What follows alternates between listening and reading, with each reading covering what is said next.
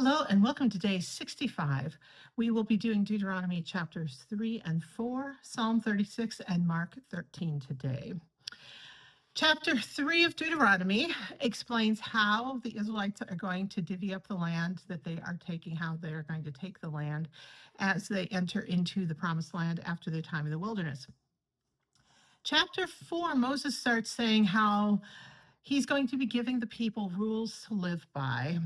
And verse 9, I think, really jumped out at me today, that we were to stay alert. Don't let our heart wander off and teach our children everything that God is teaching us. I think this is great wisdom for us today. Many of us think it's pretty hard to compete with everything on social media, all of the entertainment options, all of the busyness of our lives today, to find time to share God's truths and do some intentional God teaching with our kids these days. But they had the same problems back then. And when you go through the Old Testament, it's clear generation to generation, not everyone shared the wisdom and truth and grace of God with their children and grandchildren. So this is a timeless bit of instruction and wisdom for us to hold on to today. I love verse 32. It reminds us that God is compassionate and won't abandon us and won't forget the covenant that he made with us. Now, as we are getting ready to go into more of the lists of rules that Moses is going to be sharing with the people, I want us to remember that right now there seems to be in some groups of believers a huge emphasis on the 10 commandments, the 10 that were put on stone tablets. And while obviously they're in the Bible a couple times, they're not exactly the same. There's some differences in the different listings in the Bible.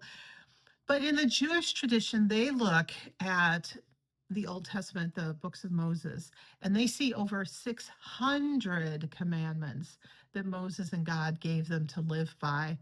And often people in the Jewish tradition are puzzled with how Christians put so much emphasis on the 10 on the stone tablets and don't even talk about the rest of the 600. So I just want us to hold on to that as we continue going through Deuteronomy, that there's a lot more to God's instructions for us than the 10 commandments. And we need to think about how we are using the 10 commandments and whether we're putting too much emphasis on them and not enough on the rest of the teachings that God gives us in the words of Scripture. As we look at Psalm 36, this is a psalm that talks about finding protection from evildoers, celebrating the role of the temple in the worship life of the people of Israel. And it is a prayer for God's care of believers. So one of the things here that we see is that we can seek God and worship at the temple, but we are reminded in this psalm that God's justice and care reaches everywhere. And it's not just in the temple, it's not just in the church building, but God is everywhere, and we should be connecting with God everywhere and connecting people everywhere with God. In Mark 13, being right next to Psalm 36, this is kind of interesting. But it's kind of an ouch beginning here. Jesus doesn't seem very impressed by the temple, which, by his point, it had been built beautifully by Solomon and had been rebuilt and expanded significantly. Ezra and Nehemiah rebuilt it.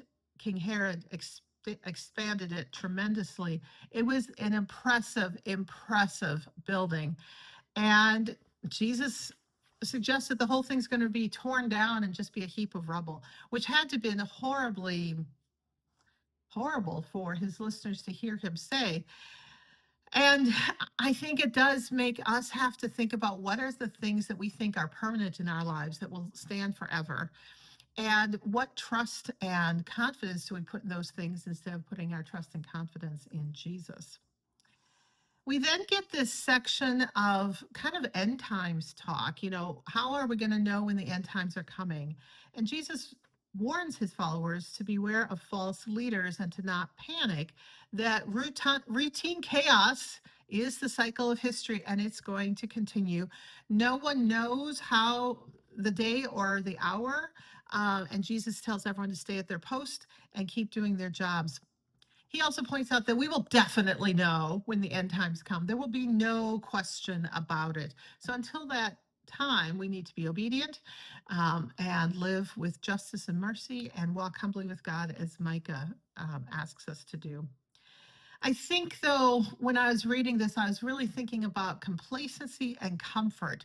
That for us today, it's been so long since Jesus said these words, it seems like the end times aren't going to happen in our times, regardless of all the people who claim that we are living in the end times right now.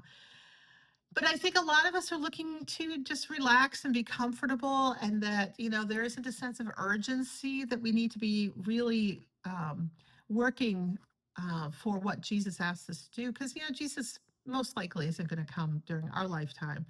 And I think that is something that we need to struggle with and challenge ourselves with and say, what is it that Jesus is asking me to do? What is the post that Jesus has given me that I should be aware of and working at and ready for Jesus to come again, or for Jesus to send me someone who needs a bit of Jesus in their life so that I can be the hands and feet and heart of Jesus for that person. Enjoy your day, and we'll see you next time.